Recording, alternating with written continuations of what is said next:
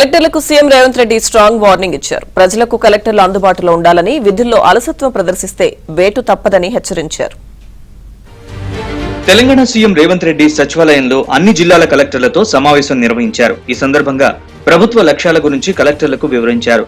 ప్రభుత్వ సంక్షేమ పథకాలను ప్రజలకు చేర్చాల్సిన బాధ్యత కలెక్టర్లపై ఉందన్నారు. అలసత్వం వహిస్తున్న కలెక్టర్లపై వేటు తప్పదని సీఎం రేవంత్ హెచ్చరించారు. ప్రభుత్వానికి మంచి పేరు రావాలన్నా, చెడ్డ పేరు రావాలన్నా కలెక్టర్ల పనితీరుపైనే ఆధారపడి ఉంటుందన్నారు. కొంతమంది కలెక్టర్లు అసలు ఫీల్డ్ విజిట్ చేయడం లేదని, ఇందిరమ్మ ఇళ్ల సర్వేను సరిగ్గా మానిటర్ చేయడం లేదని ఆగ్రహం వ్యక్తం చేశారు. కలెక్టర్లు తమ పనితీరు మెరుగుపరుచుకుంటూ ముందుకు వెళ్లాలని సూచించారు. ప్రభుత్వ పాఠశాలలు, రెసిడెన్షియల్ పాఠశాలలో వరుస ఫుడ్ పాయిజన్ ఘటనలపై సీఎం రేవంత్ రెడ్డి కలెక్టర్లపై మండిపడ్డారు.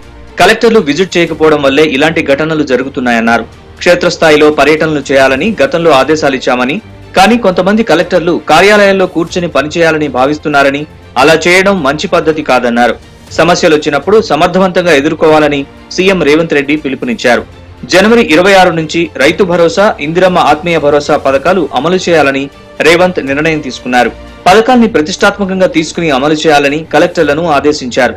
4 పథకాల అమలుపై తెలంగాణ వ్యాప్తంగా గ్రామాల్లో గ్రామ సభలు, మున్సిపాలిటీలో వార్డు సభలు నిర్వహించాలన్నారు.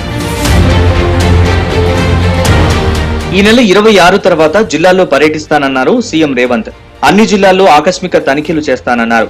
ఇక సాగు యోగ్యమైన ప్రతి ఎకరాకి రైతు భరోసా చెల్లించాలని, పంట వేసినా వేయకపోయినా సాగు యోగ్యమైన భూమికి రైతు భరోసా ఇవ్వాలన్నారు. అనర్హులకు ఇవ్వద్దన్నారు. ఇందుకోసం క్షేత్రస్థాయిలో పర్యటించి అనర్హుల్ని గుర్తించడంతో పాటు సాగు యోగ్యం కాని భూముల్ని గుర్తించి మినహాయించాలన్నారు. రియల్ ఎస్టేట్ భూములు, లేఅవుట్లు, నాలా కన్వర్షన్, మైనింగ్, గోడౌన్లు నిర్మించిన భూములు, వివిధ ప్రాజెక్టులకు సేకరించిన భూముల వివరాలు సేకరించి గ్రామ పంచాయతీ, మున్సిపాలిటీ రెవెన్యూ రికార్డులను క్రోడీకరించుకోవాలన్నారు. ఈ విషయంలో ఎలాంటి అనుమానాలకు తావులేదని సీఎం రేవంత్